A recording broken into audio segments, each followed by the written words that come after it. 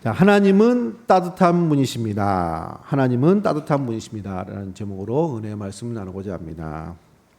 우리 성도님들 따뜻한 거 좋아하세요? 차가운 거 좋아하시나요? 더우니까 이제 차가운 것이 생각나실 수도 있고. 자, 저는 커피도 아무리 이렇게 이 무더운 날씨라도 저는 따뜻한 뜨거운 커피, 따뜻한 아메리카노를 먹습니다. 차가운 거 이상하게 별로 이렇게 커피 맛이 안 나고 무슨 음료수 마시는 것 같고 커피 향이 나고 이런 맛이 따뜻한 커피가 좋습니다. 저도 약간 체질이 열이 나는 체질이라 몸이 좀 열이 있는 체질이고 손도 약간 따뜻한 남자, 따뜻한 사람. 제가 이제 우리 애들 이제 이뻐서 이렇게 손대고 쓰다듬고 만지면 여름에는 싫어해요. 손이 너무 뜨겁다고, 덥다고. 안 그래도 더운데 매정한 녀석들. 자, 이렇게 따뜻한 것이 저는 개인적으로 좋습니다. 자, 그런데 이 따뜻한 것이 되게 사람의 마음과 또 이런 정서에도 굉장히 유익을 준다고 합니다. 따뜻한 분위기, 따뜻한 음식, 따뜻한 음료. 1970년대 일본의 최고의 SF 공상과학 작가였던 무라카미 다카시라는 소설가가 있습니다. 이분이 SF 분야에 나름대로 연재로 이름을 날리고 있었는데 어느 날 갑자기 SF 내용이 나오다가 유머, 재밌는 이야기, 따뜻한 이야기가 나온 거예요. 사람들이 아니 SF 이런 공상가와 이런 이야기를 좋아해서 이 잡지를 보는데 갑자기 무슨 유머, 재미있는 이야기, 감동적인 이야기, 이분이 책을 많이 팔려고 돈벌이를 위해서 이렇게 바꾼 것인가? 사람들이 그래서 인류 작가였던 그가 이제 삼류 작가로 전락한 것이 아닌가 이런 비난을 받았습니다. 자, 그런데 사실은 그 아내 때문이었습니다.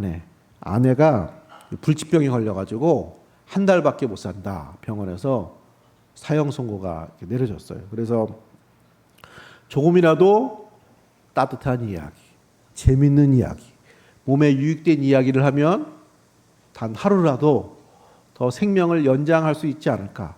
그래서 전국 방방 곳곳에 돌아다니면서 재밌는 이야기, 즐거운 이야기, 감동적인 이야기, 따뜻한 이야기 이걸 수집하는 거예요. 그래서 이제 그거를 자기 이제 잡지를 내는 사람이니까 글을 쓰는 사람이니까 연재를 하고 주요 목적은 그 부인에게 그 이야기를 들려주는 거예요. 하루에 한 번씩 좋은 이야기, 따뜻한 이야기, 즐거운 이야기, 재밌는 이야기.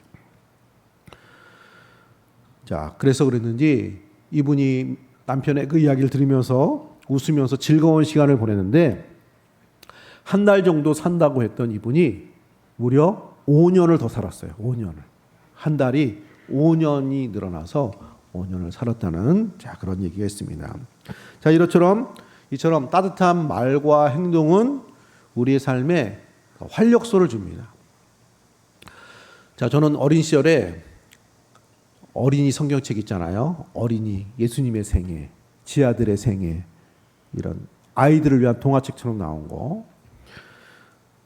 자, 그 책을 볼 때 예수님이 굉장히 따뜻하게 느껴졌어요. 그래서 어떻게 보면 믿음으로 어떻게 은혜 받고 어린애가 얼마나 알겠어요. 그래서 그 책을 본 게 아니라 이상하게 예수님에 대한 얘기를 읽으면 따뜻함이 느껴져요. 그래서 울적하거나 여러 가지로 뭔가 좋지 않을 때 이런 때는 그 책을 읽었어요. 많이 읽었어요.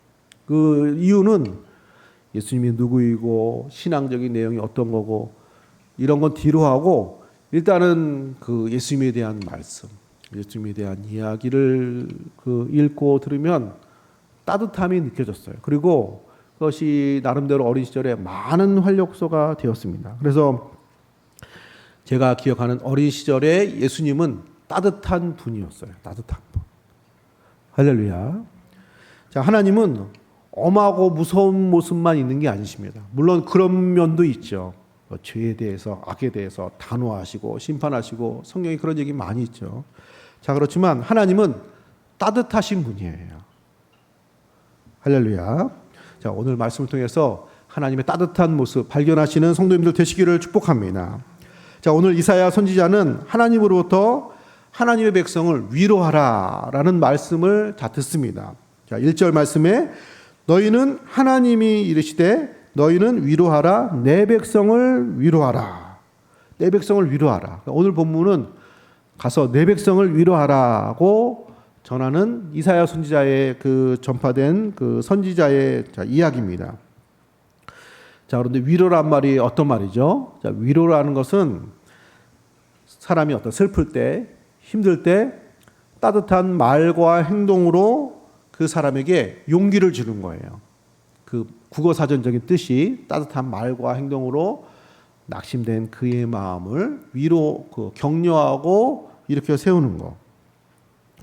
자, 하나님은 이렇게 위로의 하나님, 우리에게 따뜻한 말과 행동으로 용기를 주시는 하나님이 되십니다. 오늘 말씀을 통해서 그 따뜻함을 경험하시고 하나님은 무섭고 차갑고 엄하고 그런 분만이 아니시고 우리에게 위로를 주시는 따뜻한 말도 해주시고 따뜻하게 역사도 해주시고 그분 자신이 따뜻하신 하나님 발견하시고 특별히 어려운 시절에 용기를 얻는 우리 성도님들 되시기를 축복합니다. 자, 그렇다면 오늘 본문에서 발견할 수 있는 하나님의 따뜻하신 모습은 무엇입니까? 첫 번째로 하나님은 따뜻하게 우리를 받아주십니다. 따뜻하게 우리를 받아주십니다. 안아주시는 거예요. 자, 우리 양옆으로, 여기서는 안 되겠네요. 우리 가정에서 우리 가족끼리 서로 이렇게 한번 안아줘 보세요. 예. 뭐 가정에서도 마스크 쓰고 거리두기 하고 있지는 않겠죠. 자, 그냥 안아주고 받아주고, 자, 그게 하나님의 따뜻한 모습의 첫 번째 내용입니다. 자, 김인중의 안산동산고 이야기라는 책이 있습니다. 안산동산고 이야기. 자, 이 책은 그 안산이라는 지역이 공단 지역이거든요. 그러니까 학교가 되게 막 그 좋은 학교, 명문학교 이런 지역이 아닌 지역인데 어떤 신앙과 열정으로 그 학교가 되게 어떻게 보면 취약한 지역임에도 불구하고 굉장히 명문이라고 불릴 수 있는 굉장히 사람들에게 박수를 받는 학교로 만든 그 학교 나름대로의 노하우가 담긴 그 이야기가 안산동산고 그 책입니다. 여기 이 학교의 교육 철학은 학생들을 있는 그대로 받아준다. 그거예요. 있는 그대로 학생들을 받아준다. 그런 교육 철학을 갖고 있어요. 자, 그래서 그 책에 있는 내용의 일부를 얘기하면 이렇습니다. 자, 선생님이 얘기하는 거예요. 내성적인 학생은 생각을 진지하게 해서 좋고, 사교성이 적은 학생은 정직해서 좋고, 소심한 학생은 실수가 적어서 좋은 면이 있고, 질투심이 많은 학생은 의욕이 많아서 좋고, 말이 많은 학생은 지루하지 않아서 좋고, 자신감이 없는 학생은 겸손해서 좋고, 직선적인 학생은 사실은 속정이 깊어서 좋고. 그러니까 어떻게 보면은 이래서 이거 고쳐야 되고 이거 고쳐야 되고 너는 이런 면이 단점이고 이렇게 지적할 수 있는 많은 그의 성품과 성격과 이런 자질들을 긍정적인 면을 보는 거예요. 소심한 학생은 실수를 적게 하니까 좋고, 자신감이 없는 학생은 겸손하니까 좋고, 나름대로 좋은 점, 그것을 칭찬하고 그걸 발전시키는 이런 교육 철학을 갖고 있습니다. 그래서 여기 학생들이 학교에 와서 이런 고백을 한대요. 자기가 학교를 다니면서 이렇게 자신이 사람 대접을 받아본 것이 처음이래요. 학교 와서. 늘 공부 못한다. 왜 이러느냐. 학교는 늘 그런 게 많잖아요. 그런 책망과 질책과 이런 대우를 많이 받았던 학생들이 여기 와서 내가 인정받는, 받아들여지는 그런 학생이구나, 그런 한 사람이구나. 그래서 학교에게, 선생님들에게 감사합니다. 이렇게 학생들이 감사하게 된대요. 자, 그러니까 있는 그대로 받아주는 그 사랑이, 그 애정이, 그 따뜻함이 학생들을 격려한 거예요. 위로한 거예요. 그래서 더 잘 되게 하고, 더 실력 발휘하게 하고, 학교 생활을 더 긍정적으로 하고, 이런 모습으로 학교가 좋게 만들어지게 된 거죠. 자, 오늘 하나님이 이사야 선지자를 통해서 말씀하시는 것도 그런 내용입니다. 있는 그대로의 모습을 받아준다는 거예요. 이스라엘 백성들을. 자, 2절 말씀입니다. 2절 말씀 보시면 너희는 예루살렘의 마음에 닿도록 말하며 그것에게 외치라. 그 노역의 때가 끝났고 그 죄악이 사함을 받았느니라. 그의 모든 죄로 말미암아 여호와의 손에서 벌을 배나 받았느니라 할지니라 하시니라. 이스라엘 백성들이 우상 숭배로 바벨론 포로로 끌려간 어려운 시절인데 하나님이 이제 그만해라. 벌을 배나 받았느니라. 죄악이 사함을 받았느니라. 이렇게 말씀하십니다. 여기 벌을 배나 받았느니라. 이제 그만하라는 이 말씀은 매를 충분히 맞았다. 그들이 죄값을 다 치루었다. 이런 내용이 아니에요. 자, 이 내용은 이런 그 의미를 갖고 있습니다. 여러분, 그 자녀들이 잘못해가지고 학교에서 매를 맞는다든지 아니면 집에서 뭐 회초를 맞을 수도 있죠. 요새는 뭐 체벌을 많이 하지 않지만. 그러면 매를 때리는데 옆에 있는 엄마가 아니면 아빠일 수도 있고 한 10대, 20대 만나고 생각해 보세요. 한 2대, 3대, 5대 때는데 막 애가 막 되게 아파해요. 그럼 어떻게 하죠? 말리잖아요. 이젠 됐다고. 충분히 애가 아프다고. 충분히 맞았다고. 이제 반성했을 거라고. 이제 배나 맞은 거라고. 맞을 만큼 맞았다고. 이제 더 이상 안 때려도 된다고 하고 이렇게 말리죠. 그냥 다 때려야 되나요? 그냥 충분히? 그러잖아요. 자, 하나님이 그런 말씀이에요. 이제 배나 받았느니라. 이제 노역의 때가 끝났고 이제 그것에게 외치고 이제 그만 멈추라고 하시는 이 말씀은 이스라엘 백성들이 우상 숭배와 이런 죄악에 대해서 뭐 죄값을 얼마나 받아야 뭐 충분히 받았다고 할 수 있겠습니까? 그런 건 사실 없는 거거든요. 그런데 하나님 보시기에 이제 된 거예요.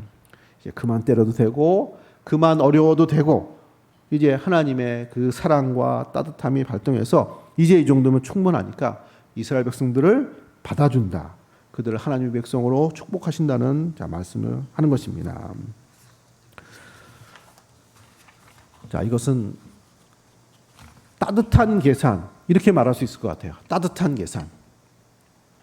자, 우리가 뭐 사고를 서로 뭐 자동차 사고를 났다든지 뭔가 피해를 봤다든지 그래서 누군가 손해배상을 해주는데 정말 성심껏 이거를 그 보상해 주려고 하고 고치려고 이렇게 하면은 그 상대방 입장에서 그 모습이 보기 좋아서 이 정도면 됐습니다. 뭐 이대로 쓰는데 아무 문제가 없을 것 같습니다.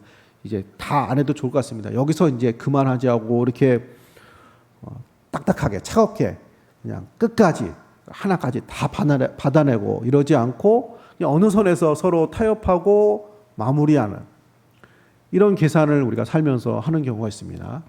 따뜻한 계산이죠. 차갑게 냉정하게 계산하고 이런 모습이 아니잖아요. 자, 하나님도 그렇게 계산을 하세요. 사랑으로 따뜻하게 우리를 받아주시고 또 맞이하시는 하나님이십니다. 잘못했으면 열이면 열, 백이면 백 끝까지 다 그냥 치르고 갚아야 되고 그거 해결해야 되고 이런 하나님이 아니시라는 거죠. 탕자의 비유 잘 아시죠? 아버지 재산을 가지고 집을 나가서 재산을 방탕하고 아들이 돌아왔습니다. 아들은 집에 와서 처리해야 될 게 너무 많은 거예요. 잃어버린 재산 다 갚아야 되죠. 아버지를 버리고 가족을 버리고 떠난 이런 모든 잘못에 대해서 값을 치러야 되죠. 자, 그럼에도 불구하고 그 아들이 왔을 때 아버지가 아들을 안아줍니다. 그리고 어떻게 하죠? 옷을 입히고 잔치를 벌이고. 이제 지나간 건 다 된 거예요. 그동안에 잘못한 거는 그동안 나가서 집 나가서 고생하고 어려움을 겪고 힘들어 한 것만으로 다 된 거예요. 더 이상 벌 받지 않아도 돼요. 아버지 입장에서는 그 정도 고생했으면 다 된 거예요. 율법에 의하면은 그 정도면 돌에 맞아 죽는 사형에 해당된대요. 굉장히 벌이 커요. 그런 거 필요 없는 거예요. 이 정도 고생했으면 다 된 거예요. 그래서 아들을 맞아주는 내용이 나옵니다. 너는 내 사랑하는 아들이다. 자, 현재의 질병으로 어려운 시대를 겪는 우리를 보시는 하나님의 마음과 뜻도 이와 유사합니다. 자, 어느 정도 우리가 원인 제공을 한 게 있겠죠. 그 원인이 뭔지 모르겠지만은 이렇게 어려움을 겪는 많은 이유 중에 사람들의 잘못, 우리들의 욕심 이런 것들이 어느 정도 있을 것입니다. 그런데 하나님은 우리들을 보시면서 이렇게 말씀하시고 싶어 하는 거예요. 이제 이 정도면 충분히 됐다. 충분히 고생했다. 충분히 어려움을 겪었다. 할렐루야. 그렇게 말을 안 듣더니 어디 한번 고생해봐라. 쌤통이다. 충분히 어려움을 겪어야 돼. 아직도 정신 못 차렸어. 이렇게 하시는 분이 아니시고 우리가 모든 겪는 어려움이 설사 우리의 실수와 우리의 잘못으로 기인한 것이라고 할지라도 하나님은 따뜻하신 분이시기 때문에 우리가 겪은 그 어려움으로 충분히 되었다고 하시고 우리를 받아주시고 축복하시는 하나님이 되실 줄로 믿습니다.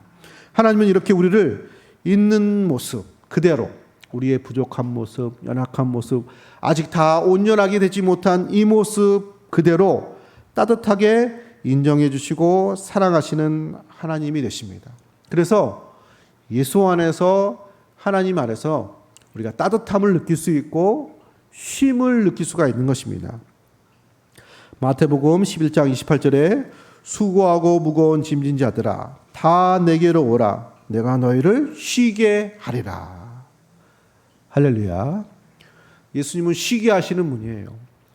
하나님에게는 그늘이 있어요. 따뜻함이 있어요. 자, 바라기는 코로나19 이 어려운 시절에 어떤 이런 신앙생활이 우리 가정에서 예배하시는 성도님들 어떤 분들은 이게 불편하게 느낄지도 모르겠어요. 때로는 의무라고 느껴질지도 모르고 그냥 예배를 안 드리자니 뭔가 괜히 혼날 것 같고 뭔가 빠트리 숙지 안 한 것 같고 마음이 찜찜해서 예배 드리는 분이 그런 마음이 어느 정도 있을지도 모르겠습니다. 자, 그렇지만 바라기는 신앙생활은 그런 것이 아닙니다. 물론 의무적인 성격도 있지만 좋아서 하는 거예요. 좋아서. 예수님은 따뜻한 분이에요. 좋은 분이에요. 할렐루야. 따뜻하고 친절하게 대해주고 잘해주고 사랑해주고 그러면 의무로 만나지 않잖아요. 좋아서 만나고 좋아서 시간 같이 보내고 즐겁고 더 많이 보내려고 하고 그런 거 아니겠어요? 하나님도 그런 분이에요. 더 그런 분이에요. 더 따뜻하신 분, 더 풍성하신 분, 우리의 모습을 따뜻하게 받아주시는 하나님의 은혜를 발견하시고 즐거움으로 기쁨으로 어려운 시절에 믿음 생활 감당하시는 우리 성도님들 되시기를 축복합니다. 자, 두 번째로 하나님이 따뜻하신 모습은 어떤 모습입니까? 발견할 수 있는 것. 두 번째, 힘든 시기에 우리 곁에 오십니다. 힘든 시기에 우리 곁에 오시는 하나님이 되십니다. 오늘 말씀에 광야에서 여호와의 길을 예비하라고 말씀하고 있습니다. 3절 말씀입니다. 3절에 보시면 외치는 자의 소리여 이르되 너희는 광야에서 여호와의 길을 예비하라. 사막에서 우리 하나님의 대로를 평탄하게 하라. 광야에서 여호와의 길을 예비하라. 자, 하나님의 위로와 은혜는 좋은 환경에서 환경이 구비될 때 역사하고 나타나는 은혜가 아닙니다. 광야에서 주시는 은혜예요. 그러니까 미래에 그런 좋은 때가 올 거야. 좋은 환경, 코로나도 끝나고 자유롭고 경제도 좀 풍성해지고 그런 때에 하나님이 우리를 축복해 주실 거야. 물론 우리의 미래에 대한 소망을 가질 필요가 있습니다. 자, 그런데 하나님의 은혜와 역사는 좋은 때에 좋은 환경에 역사하시는 하나님만 되시는 것이 아닙니다. 광야와 같고 사막과 같은 여기에서 지금 이스라엘 백성들의 상황은 광야와 같거든요. 나라가 망하고 이스라엘의 포로 생활을 하는 많은 그 시절이기 때문에 광야와 같고 사막과 같은 여기에서 하나님이 찾아오시고 역사하시고 은혜 베푸시는 하나님이 되실 줄로 믿습니다.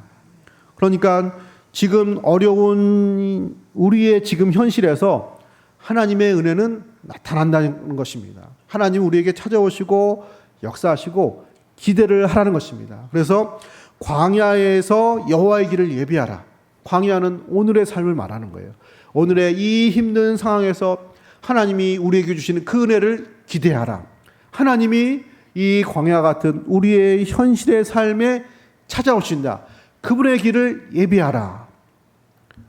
할렐루야. 자, 기독교 작가인 C.S. 루이스라는 분이 계십니다. 기독교 그 출판사에서는 이분의 영향력이 결코 작지 않습니다. C.S. 루이스라는 분이 대표적으로 순전한 기독교, 또 영화로도 만들어진 나니아 연대기 등을 다수의 이 기독교 신앙 서적을 만드신 분인데, 자, 이분이 어떤 역할을 했냐면은 세계 1차 대전, 2차 대전, 끔찍한 세계 전쟁이 일어나면서 특별히 유럽의 서구 사회에서 많은 지식층과 젊은 사람들이 하나님은 없다. 하나님이 계시면 수백만 명, 수천만 명을 이 살상이 되어지는 이런 전쟁을 허락하시고 사람이 무슨 악마와 같이 이렇게 수많은 사람을 죽이는 이런 일을 어떻게 방치할 수 있는가? 하나님은 안 계시다. 그래서 많은 사람들이 신앙을 버리고 무신론자가 되고 불신앙에 빠지는 그 시기에 이분이 나름대로 하나님의 뜻이 어떤 뜻인 것을 나름대로 변증하면서 많은 책을 썼는데, 그 책을 보면서 그 글들을 보면서 많은 사람들이 신앙을 다시 찾았어요. 그래서 이분의 글들과 저서를 통해서 수많은 사람들이 다시 하나님께로 돌아가는 역사를 만드는데 쓰임받는 분입니다. 자, 그런데 이분이 원래부터 글을 쓰고 이런 문학가가 되려고 한 것이 아니고, 사실 이분은 배나 집이나 기계를 만드는 엔지니어가 되고 싶어 했어요. 엔지니어. 그런데 이분이 선천적으로 장애가 있어가지고 이 엄지손가락이 마디가 하나가 없어요. 관절이 하나예요. 이게 그 두 번째 이 손톱 밑에 있는 이 관절, 구부러지는 관절이 없어요. 그러니까 어떤 기계를 만들고 뭐 이렇게 세밀한 작업할 때 이게 걸림돌이 되는 거예요. 그래서 결국은 당신은 이 일에 적합하지 못한다고 다른 길을 찾아봐야 된다. 그래가지고 진로를 바꾼 거예요. 연필을 쓰는 건 이게 그 문제가 안 되는 거예요. 이 엄지손가락 구부러지지 않는 게. 그래서 그때부터 이제 글을 쓰게 된 거예요. 그래서 자기는 이 장애 때문에 글을 쓰지 않을 수 없었다. 이 일을 할 수밖에 없는 이런 환경이 된 거예요.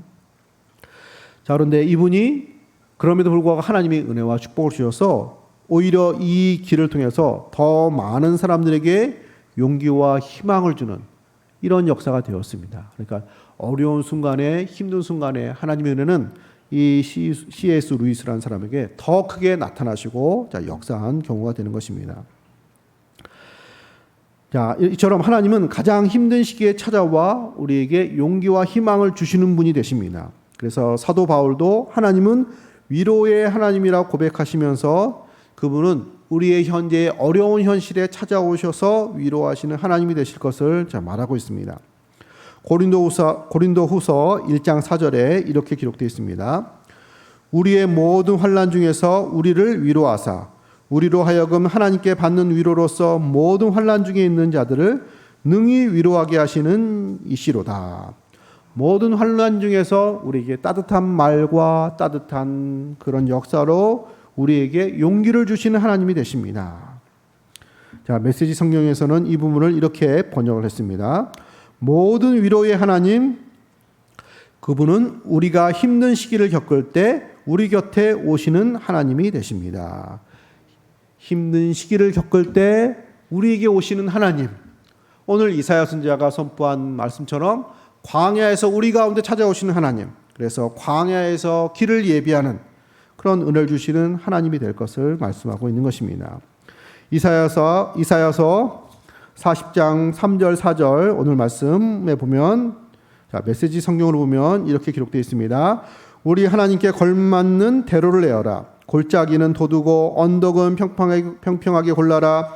거친 길은 평탄하게 하고 돌들은 말끔히 치워라. 자, 하나님이 우리의 힘든 우리의 삶 속에 찾아오시는 분이신데 그 길을 가로막는 어떤 돌과 골짜기를 메우고 치우고 그 길을 예비하라는 것입니다. 길을 닦으라는 것이에요. 자, 그러니까 이것은 이런 내용이에요. 하나님이 광야 같은 우리의 삶에 찾아오시고 위로하시고 축복하시는 하나님이 되시는데 그 길을 가로막는 돌과 골짜기 이런 모든 험한 길을 닦으라는 말은 그런 하나님을 바라보지 못하게 하는 모든 불신앙의 요소를 치우라는 거예요. 낙심한다든지 믿지 못한다든지 시선을 하나님을 바라보게 못하는 모든 것들을 제거해서 광야에서 축복하시는 그런 하나님의 은혜가 온전히 임하도록 준비하라. 그런 내용이 되는 것입니다. 자, 그렇게 되면 하나님의 영광, 하나님의 임재, 하나님의 역사를 보게 될 것입니다. 자, 5절 말씀입니다. 5절에 여호와의 영광이 나타나고 모든 육체가 그것을 함께 보리라. 이런 여호와의 입이 말씀하셨느니라.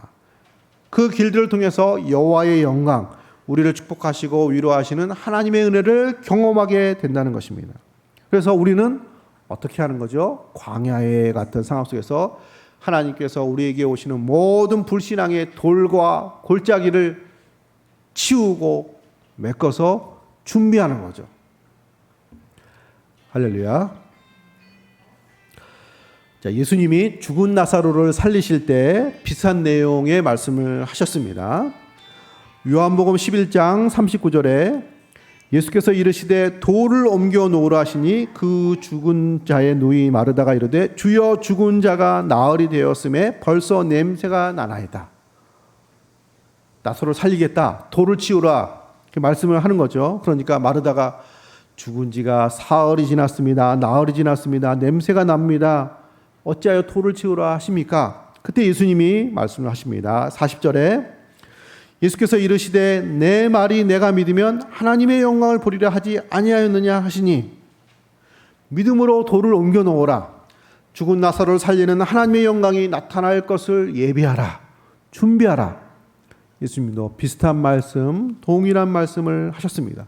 결국 우리가 잘 아는 것처럼 돌을 치우자 죽은 나사로가 살아나는 하나님의 영광, 하나님의 역사, 하나님의 위로를 경험하게 되었습니다. 할렐루야. 이렇게 하나님의 따뜻한 위로는 광야 같은 현재 우리의 삶 속에 역사하시는 하나님이십니다. 사실 추울 때 따뜻함이 더 필요하죠. 어려우니까 하나님의 위로가 필요한 거예요. 그러니까 이런 순간들이 더 교회 생활하기 부자연스럽고 기도하기 쉽지 않고 말씀 듣기 쉽지 않고 신앙생활에 열심을 내기 어려운 이때에 하나님의 영광, 하나님의 위로, 하나님의 따뜻함이 필요하죠. 그런 때 하나님은 힘든 순간에 우리 곁에 더 찾아오시는 하나님이 되십니다. 그것이 하나님의 따뜻함이에요. 그래서 하나님이 이렇게 따뜻한 분이시구나.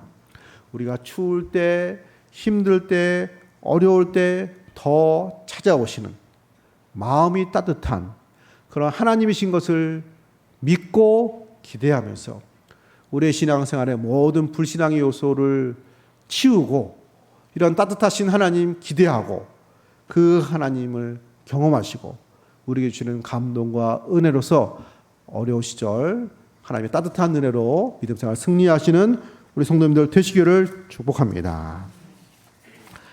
자, 하나님의 따뜻한 모습 어떤 모습입니까? 본문에서 발견할 수 있는 세 번째, 하나님은 부드럽게 인도하십니다. 하나님의 인도하심은 부드러운 인도하심이 되십니다.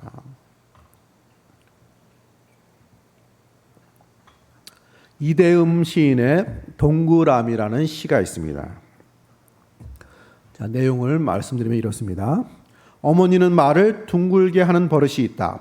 오느냐 가느냐 말이 어머니의 입을 거치면 온가 간가가 되고 자느냐 사느냐라는 말은 장가 상가가 됩니다.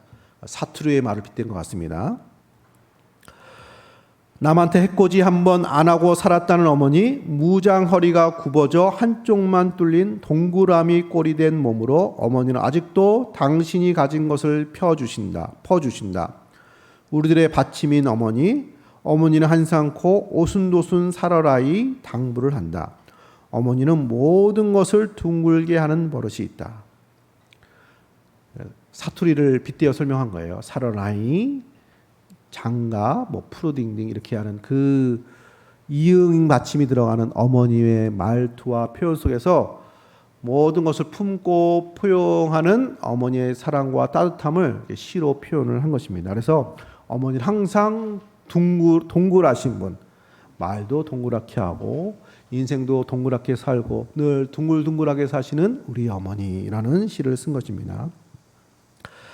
자, 하나님의 인도하심이 이렇게 동글해요. 둥글둥글하세요.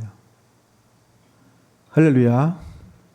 하나님의 인도하심은 차갑고 날카롭고 세밀해서 너무나도 뾰족해가지고 그대로 안 하면 탈락.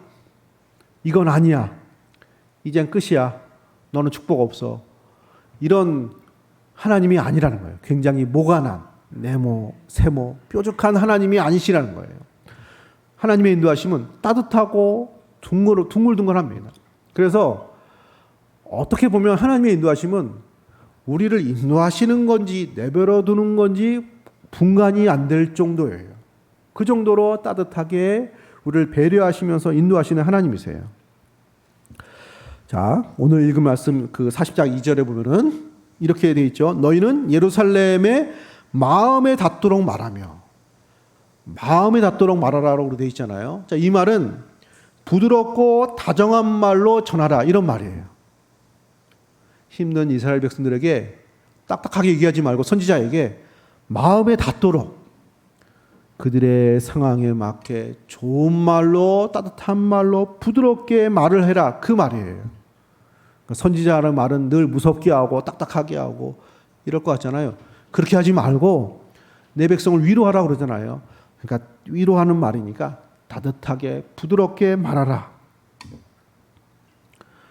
자, 하나님이 원하시는 건 그들에게 용기와 위로를 주시는 것이기 때문에 자, 그런 것이죠. 자, 이렇게 하나님의 말씀뿐만 아니라 하나님의 인도하심은 부드러운 분이세요. 자, 11절 말씀 보시겠습니다. 11절. 자, 우리 11절 한번 같이 읽겠습니다. 우리 가정에서는 집에서 함께 읽으시면 되겠습니다. 11절 같이 읽겠습니다. 시작. 그는 목자같이 양떼를 먹이시며 젖먹이는 암컷들을 온순히 인도하시리로다. 하나님이 목자처럼 자기 양떼를 먹여주시고 돌보시고 어린 양을 그 팔로 모아 품에 안으시며, 어린 새끼는 먼 길을 가기 힘들잖아요. 그러니까 목자가 안고 가거든요. 그게 안고 간다는 거예요. 왜 이렇게 안 와? 길이 힘들어? 와야 될 거 아니야? 이런 것이 아니라 그러면 안고 간다는 거예요. 뿐만 아니라 젖먹이는 암컷을 온순히 인도하시려나. 새끼가 딸린 어미 양이 빨리 갈 수 없잖아요. 새끼를 두고. 그러니까 온순이라는 말은 이게 무슨 말이죠? 조심스럽게 인도한다는 거예요. 그러니까 배려해서 새끼도 있고 가다가 새끼가 울면 젖도 먹여야 되잖아요. 그런 거 모든 거 배려해서 인도를 한다는 거예요. 조심스럽게. 그러니까 하나님이 우리의 삶을 인도하시는 것은 이렇게 조심스럽게 온순히 배려하시면서 힘들 땐 안고 가시고 조심스럽게 인도하시는 그런 말씀입니다. 그러니까 하나님은 하나님의 인도하심은 이처럼 강하신 분이시지만 부드럽게 우리를 인도하시는 하나님이 되신다는 것입니다. 할렐루야. 자, 구약 시대의 선지자를 통해서 하나님 백성들에게 위로와 치료와 부드러운 인도를 해주신 그 하나님은 오늘 우리에게도 우리의 삶 가운데 따뜻하게 부드럽게 우리들의 모든 어려운 현실을 배려하시면서, 그렇다고 해서 이걸 이용해 가지고 예배 안 드려도 되고 조금 좀 나태해도 되고 이런 핑계 삼으면 안 되지만, 이런 모든 우리의 연약함을 배려하시면서 충분히 이해하시면서 우리를 축복하시고 말씀하시고 인도하시는 하나님이 되실 줄로 믿습니다. 5절 말씀에 여호와의 영광이 나타나고 모든 육체가 그것을 함께 보리라. 이는 여호와의 입이 말씀하셨느니라. 모든 사람들이 주인이나 종인이나 남자나 여자나 강한 자나 약한 자나 모두 다 부자나 가난한 자나 하나님의 영광을 보게 하시는 그 영광을 보게 될 것을 말하고 있습니다.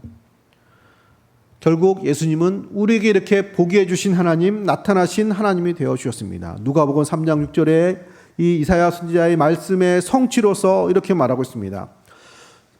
모든 육체가 하나님의 구원하심을 보리라 함과 같으니라.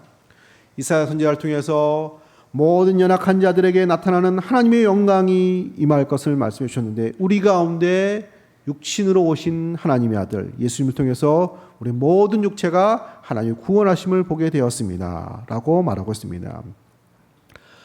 하나님의 영광이 하늘 위에 있어서 우리가 높이 올라가 가지고 그 하나님의 역사를 경험하는 것이 아니라, 하나님 되신 그분이, 하나님의 아들 되신 그분이 낮고 천한 이 땅에 내려오셔서 우리 모두가 볼 수 있고 만질 수 있고 체험할 수 있고 귀로 들을 수 있는 그런 하나님으로 예수님이 오신 것이죠.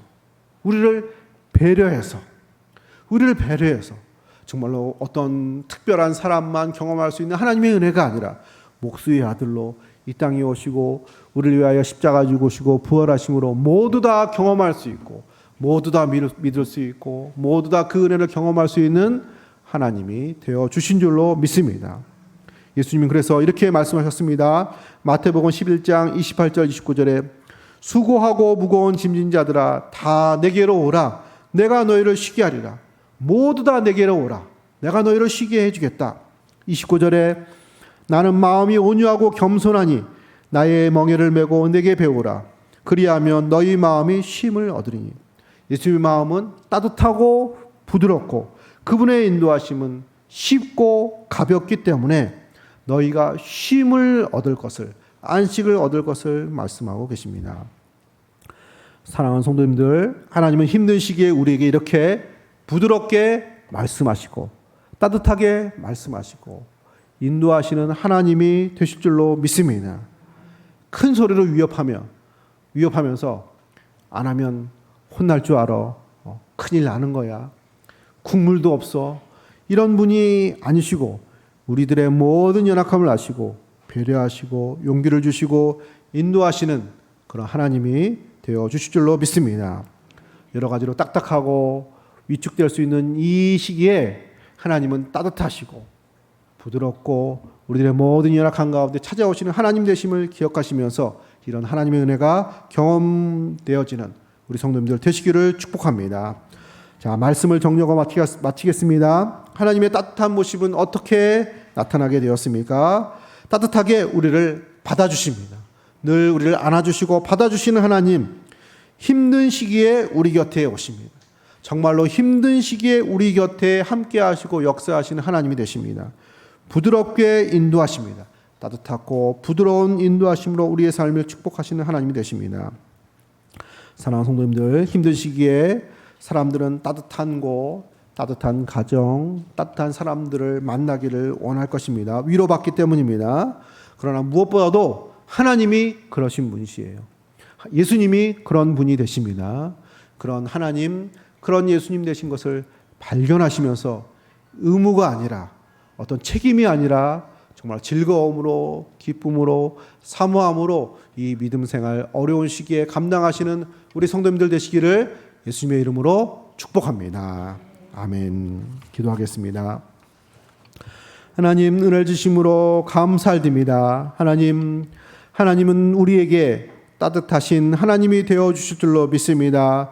따뜻하게 우리를 어려운 시절 받아주시고 힘든 시기에 우리 곁에 함께 하시고 우리의 모든 삶 가운데 부드럽게 쉽게 편안하게 우리 삶 가운데 말씀하시고 인도하시고 축복하시는 우리 하나님이 되어 주실 줄로 믿습니다. 하나님, 우리 모든 성도들의 삶 가운데 찾아가 주셔서 딱딱하고 어렵고 힘들고 마음으로는 추울 수 있는 이 시기에 풍성하고 은혜롭고 부드럽고 따뜻한 하나님의 은혜 역사가 나타나 오직 하나님으로 말미암아 예수로 말미암아 소망 가운데 샘을 얻고 위로받고 신앙생활 감당하는 귀한 은혜 역사 나타나기를 하나님 소원합니다. 하나님, 여러 가지 사업장과 진로와 직장과 경제적인 부분에 어려움을 만난 우리 모든 성도님들에게 하나님의 따뜻한 위로와 풍성한 은혜가 나타나기를 하나님 소원합니다. 건강이 연약한 환우들에게 치료와 회복의 은혜로 풍성한 하나님의 은혜, 따뜻한 하나님의 역사 나타나기를 하나님 소원합니다. 우리의 모든 삶 가운데 신앙이 약해지지 않게 하시고 하나님께서 위에서 부으시는 성령의 충만함으로 말미암아 우리의 마음속이 늘 예수로 말미암아 풍성하며 따뜻하며 그 은혜 풍성함으로 말미암아 기쁨 가운데 신앙생활 감당하기에 부족함이 없도록 은혜와 복을 더하여 주시옵소서. 하나님, 어려운 시기에 하나님 코로나19의 어려움 가운데 하나님 우리 성도님의 모든 삶을 건강을 지켜주시고 신앙을 지켜주시고 가정을 지켜주시고 믿음을 지켜주셔서 모든 삶 가운데 역사하시는 하나님을 말미암아 능히 승리하는 복된 신앙생활 되게 하여 주옵소서. 감사드리며 거룩하신 예수님의 이름으로 감사 기도드립니다. 아멘.